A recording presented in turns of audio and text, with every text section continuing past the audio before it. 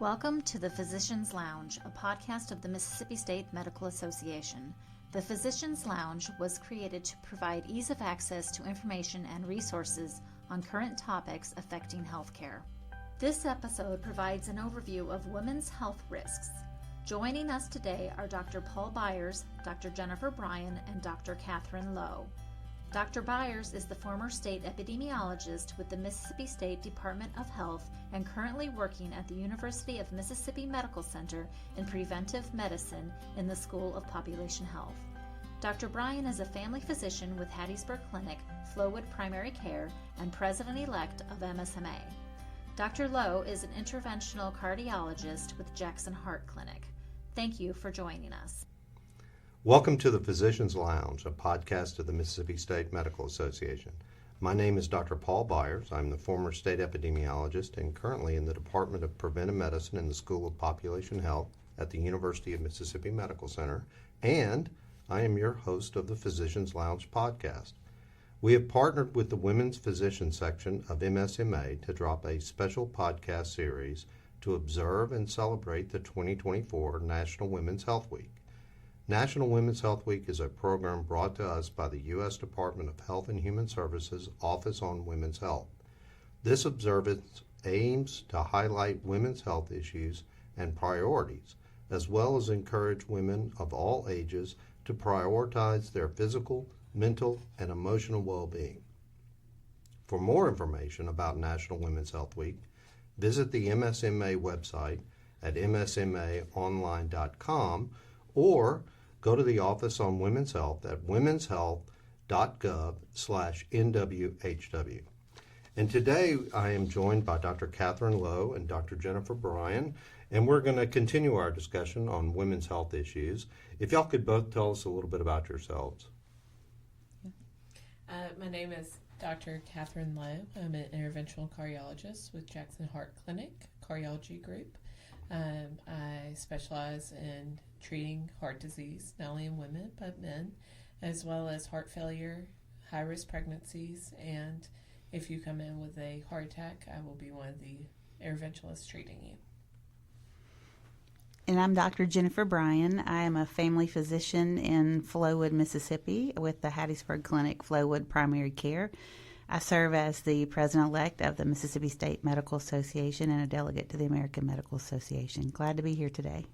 Thank you both. And so let's talk a little bit about women's health issues as we continue that. And what are some of the top health issues that we think about when we think about women? Certainly, heart disease is a big one. Breast cancer, depression, osteoporosis. We see various autoimmune diseases like lupus or MS. There's a whole host of things and many more that affect our women. Some of the more predominant ones, especially for our state, are diabetes as well as obesity. That's right. Absolutely, and certainly these chronic diseases play in together. When we talk about heart disease, and let's focus on that a little bit, what are some of the top illnesses that we're talking about? When people think of heart disease, they think of heart attacks, and normally a heart attack is the late presenting feature of heart disease. Right. In our population, risk factors for heart disease are blockages in the heart arteries of the neck, the legs. Risk factors for that include high blood pressure, high cholesterol, being overweight, diabetes, smoking, and a family history of having heart disease puts you at greater risk. And we certainly see a progression with age in Correct. risk as well. Correct. And so a lot of times people have all these health problems, risk factors, but they're not being specifically treated for heart disease. Or even recognized and getting those issues treated at all. Correct. So are we seeing some differences? We talked about age, and certainly age can be an increasing risk factor. Are we seeing differences, racial differences, ethnic differences in the occurrence, prevalence of heart disease in women? Yes, and it's not that it happens less often in females. A lot of times they are just less diagnosed. Their shortness of breath or their chest discomfort is more put off towards acid reflux, anxiety, Mm-hmm. as opposed to looking at the risk factors and assessing, yes, they're at risk for heart disease. We should be pursuing this as part of the workup as well. So why do we feel like it's being less diagnosed other than potentially the patient not recognizing the symptoms? Because one of the reasons, I think there's a multitude of reasons. One, women are less likely to seek treatment for ongoing issues. They don't have time, is what I hear a lot of my patients tell me. Second issue is that a lot of times women will present differently than men. Men will have substernal crushing chest pressure, raise their arm.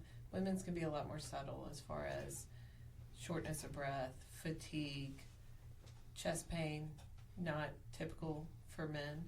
And a lot of times they will brush that off, or it will not be a typical presentation that's easily diagnosed. And so when they do present, we have to, as physicians, recognize that they may have those risk factors and what they're presenting with may be something more significant than anxiety or indigestion. Certainly the index of suspicion needs to be raised, and that's for physicians and really everyone who's providing care.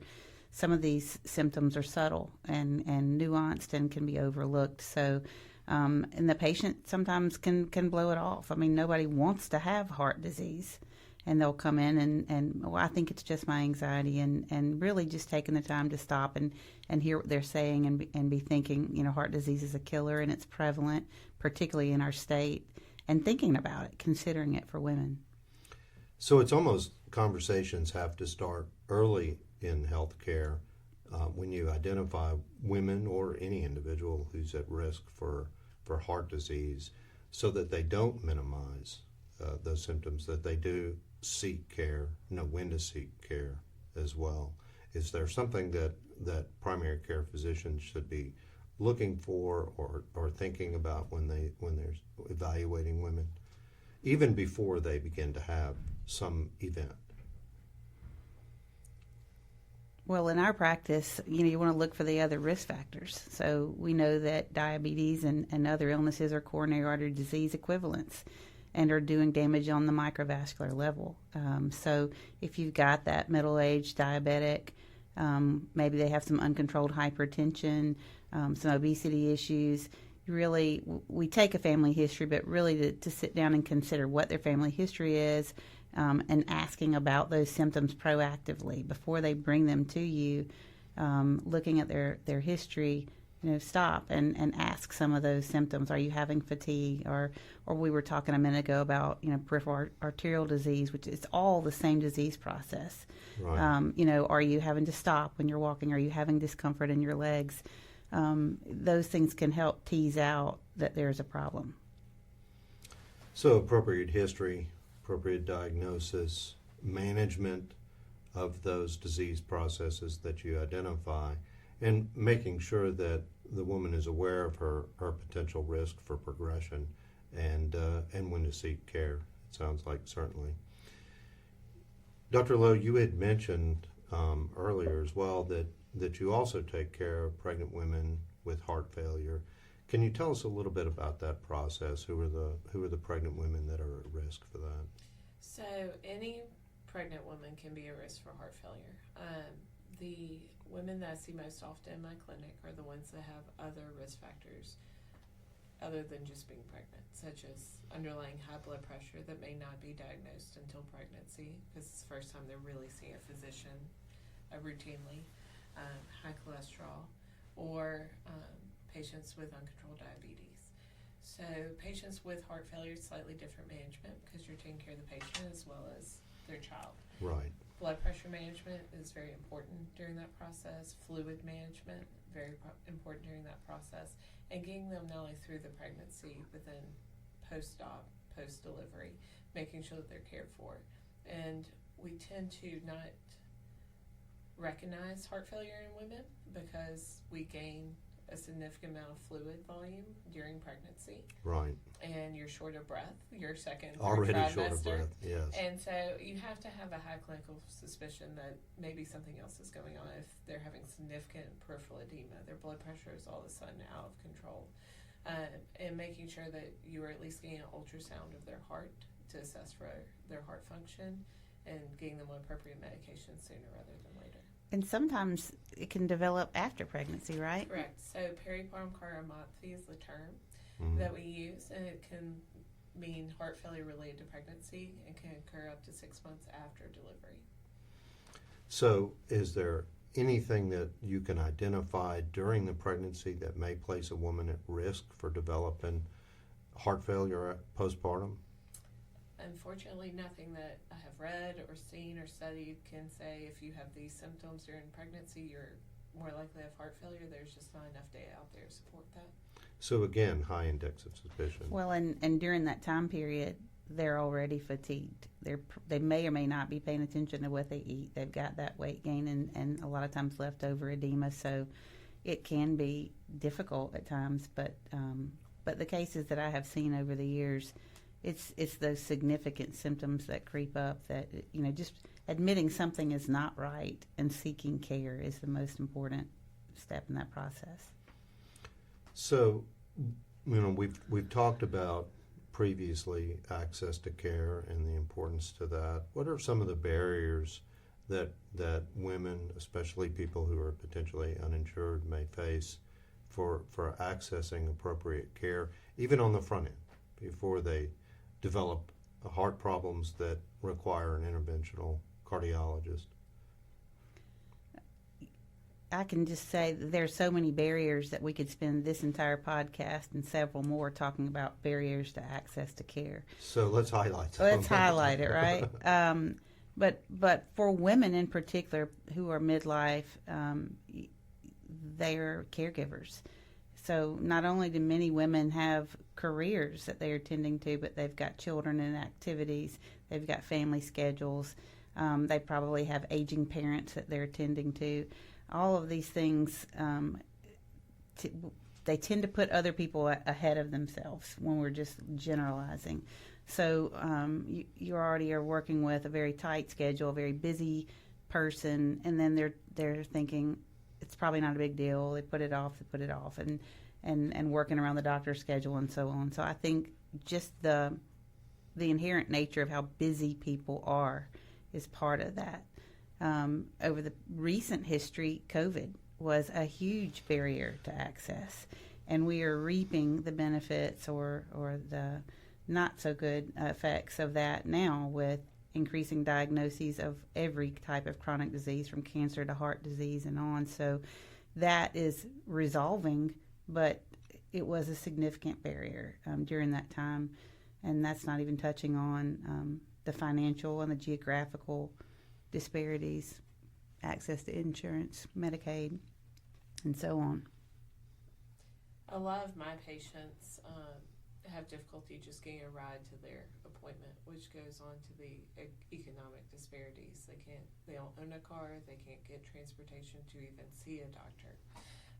And then there's lack of facilities, lack of physicians, especially in our rural areas, for them to find care. So by the time they do see someone, a lot of times their chronic illnesses have become a problem. Yeah, so even getting the appropriate medication once you've seen a physician, been diagnosed with diabetes or hypertension, but even having the ability to afford the medications, to stay on the medications. What about telemedicine and what role that may play? Could I touch just a second on what you were just talking about? Supply chain continues to be a huge problem with medications. And every month it seems like there's another one that's in short supply. Recently, a lot of people are taking the new diabetic medications for weight loss. That's induced a problem with diabetics accessing those medications that they need, which obese patients need them too. And how do you distribute all of that, and how do you deal with it? So the pharmacies are really struggling keeping up there. So if you can get your insurance, if you have insurance, and if you have the insurance coverage for that medication, you then have to battle if the pharmacy has it in stock or can even get it. So these are real challenges. Or get it consistently. Right. I agree. Our current struggle is with the anticoagulation medications that used to be very affordable, Eliquis, Xarelto, and all of a sudden are extremely expensive for most of my patients. And we don't know that until they go to pick up the medication that used used to be affordable, and now it's a couple $100 a month, and my patients can't afford that. And so now we're struggling with, they have chronic AFib, they're at increased risk of stroke, they need these blood thinners. What do we do if they can't afford it? So what can we do differently? We were going to ask about telemedicine. Yep. Is that something that can help overcome some of the barriers? I know it's not a one-size-fits-all. It's not a panacea, but do we see a role for that? Absolutely, and it is happening, and it's coming, and we need doctors here that are engaging with it, because what we really don't want are doctors from all over that are telemedicine conferencing into Mississippi and don't really know the unique needs of our society. I mean, it's great, we want all hands on deck, but at the same time, we've got to think outside the box as physicians to take care of these people. The technology, I liken it to televisions and computers. The price has come way, way down on, and the technology has gotten amazing in its capacity. So you can literally, for a few $100s, look at tympanic membranes inside the ear and look in the back of the throat.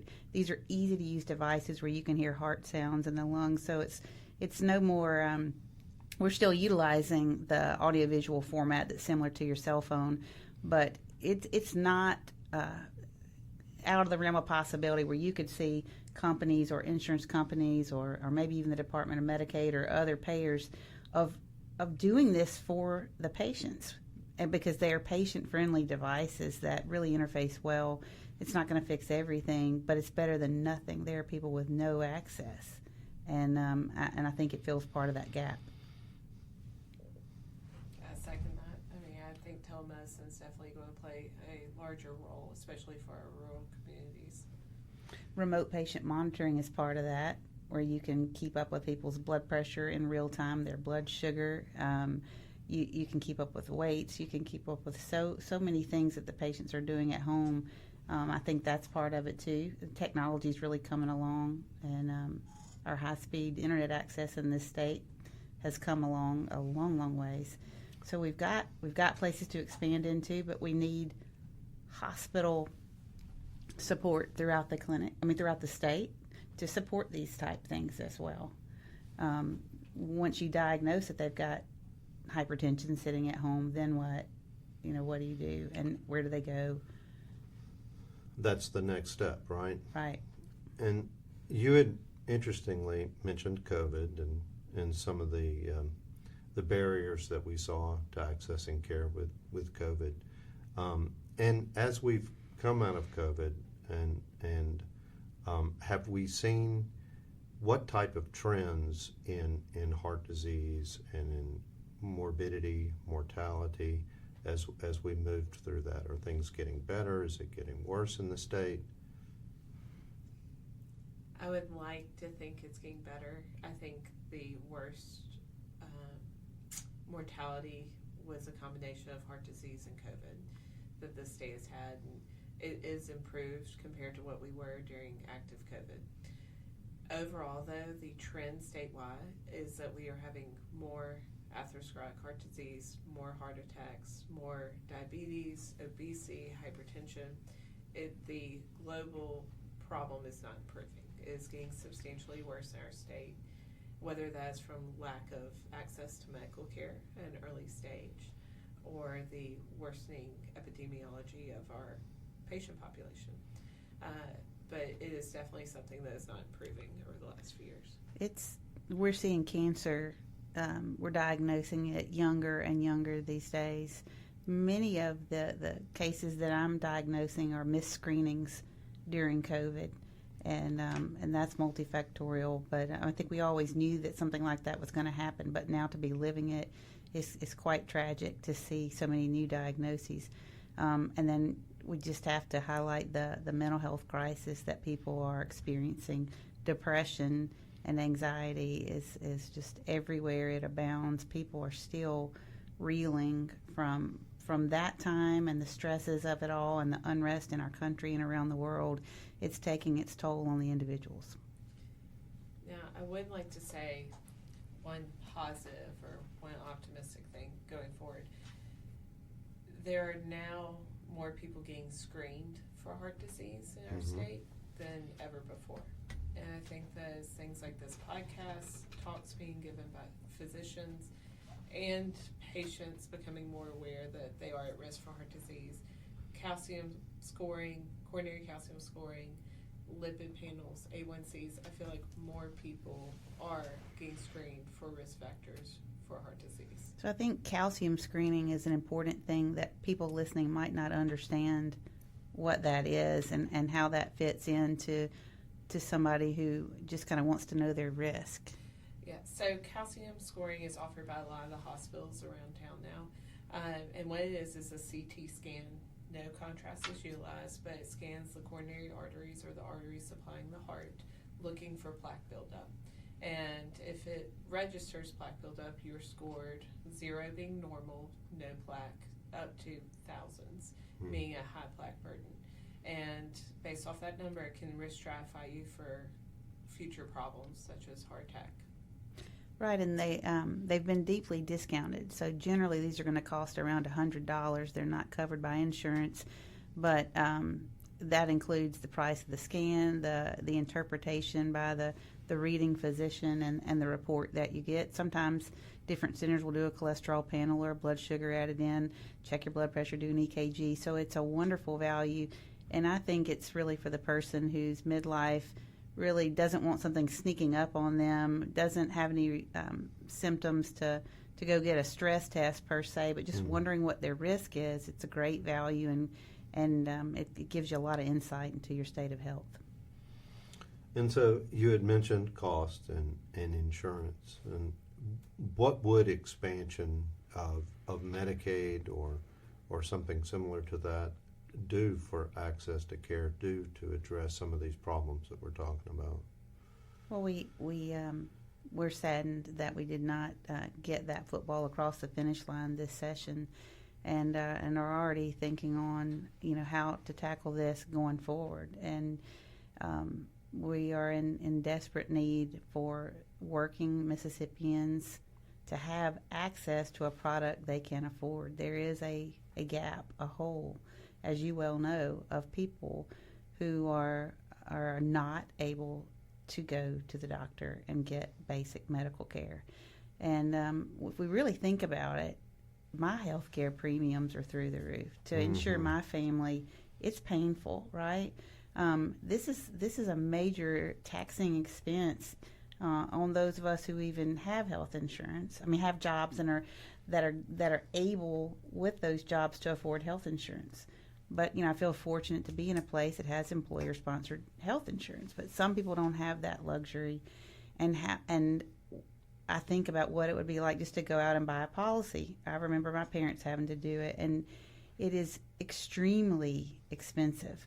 So we've got a problem, and we've got to bridge that gap. We can't leave these people who are contributing to the tax base, who are raising their families, and just simply have to choose between feeding them and keeping their house warm, and then taking care of diabetes and so on. And of course, we know, this is a soapbox for me, but we know that this is good for the economy because they stay at work. They don't have heart attacks young. They are physically able, and it's a sad thing that it didn't happen this year, but we'll keep pushing. And I think we've got so much work to do, and so many people who literally have no access at all. And if we want to get off the bottom, if we want to improve our numbers, we've got to put our money where our mouth is.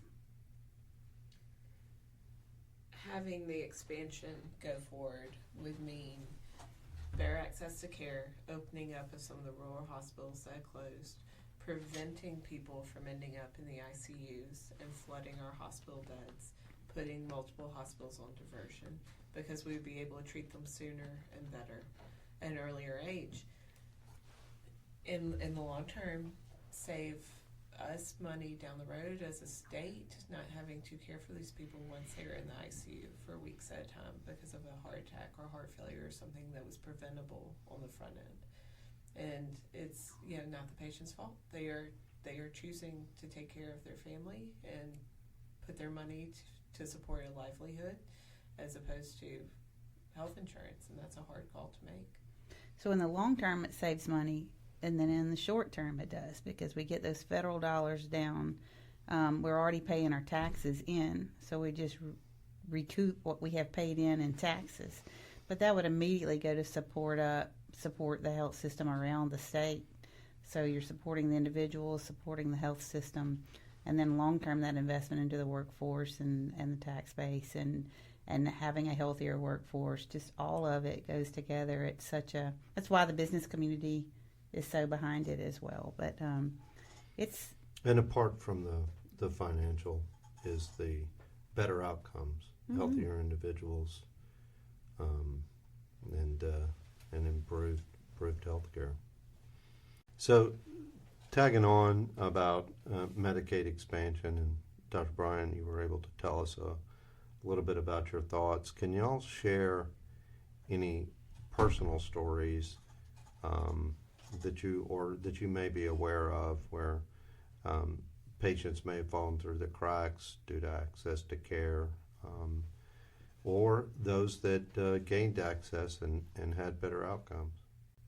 I can think of a patient I saw last week that I have followed for years, and she had worked in that health system, and she quit that job and went and opened a boutique, and she was, having her own business, but she's diabetic and obese and had problems, and could not afford health insurance, and tried and looked, but so she eventually went back into the workforce to get health insurance, had been out of her medications for quite some time, shut down her shop, and was able to get back on employer-sponsored health insurance. And so that was a good outcome for her.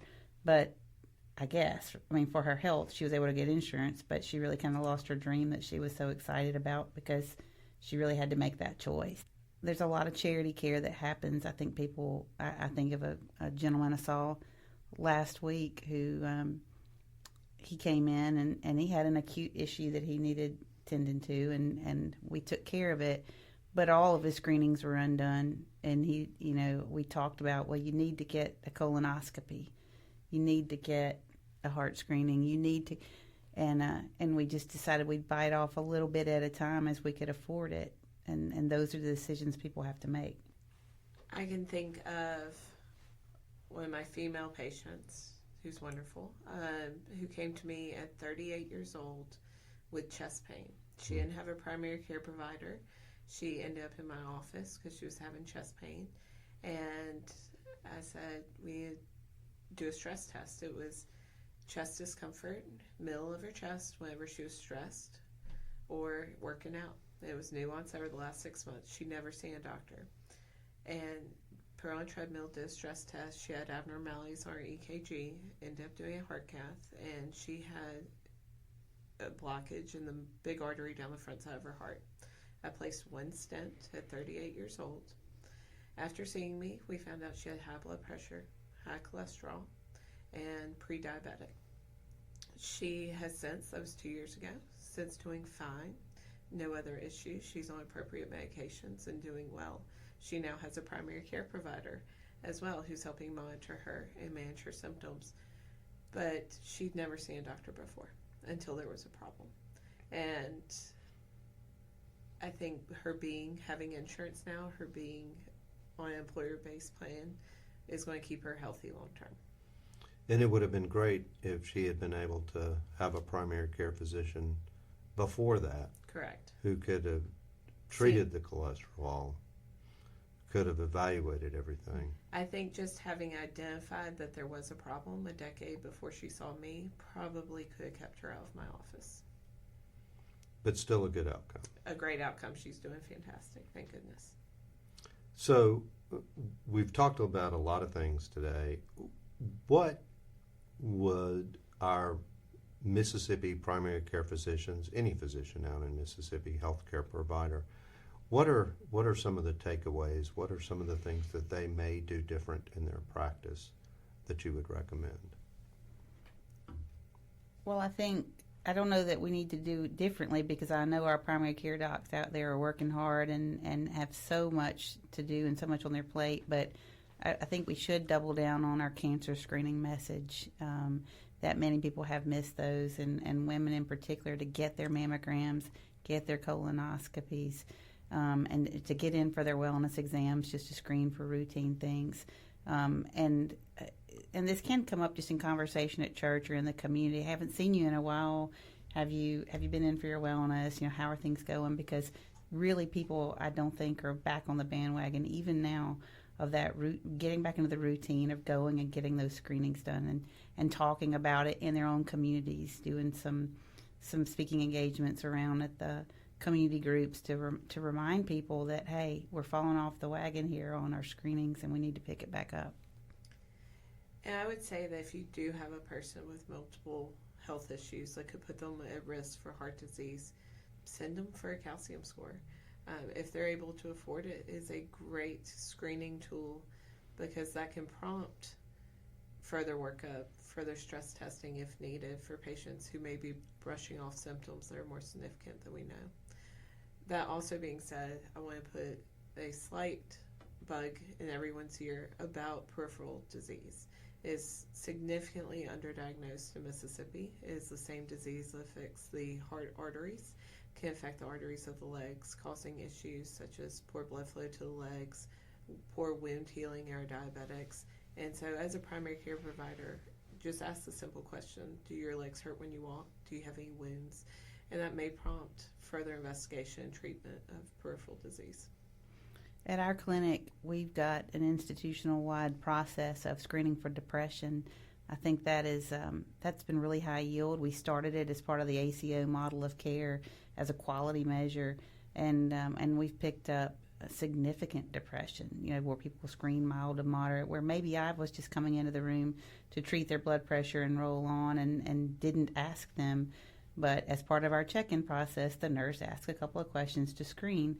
And I think that can be helpful, too, because we, again, are in a mental health crisis time where depression rates are skyrocketing, and just that screening at the beginning can make a big difference as well. This is great information. Thank you both, and certainly we appreciate your time. Thank you for having us. Yes, thank you. Thank you for joining us. Show notes for this and MSMA's other episodes are on podbean.com or on msmaonline.com. Support our show by subscribing and leaving a review. Thanks for listening, and see you next time. Brought to you by MSMA. We are the physicians who care for Mississippi.